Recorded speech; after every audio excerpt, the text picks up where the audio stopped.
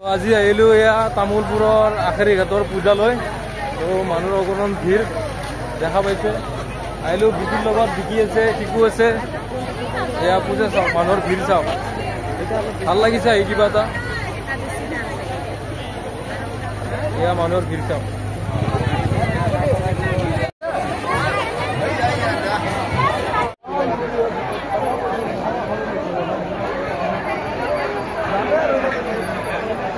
পূজা আহি গলো।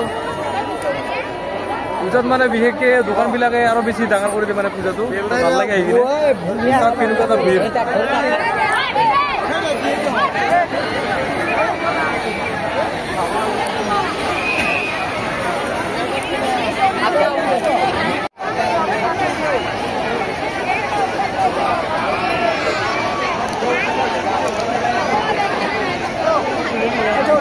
ভিৰৰ মাজত পূজা চাব বেছি, ক'ৰবাত যাবি পূজা চাবা আৰু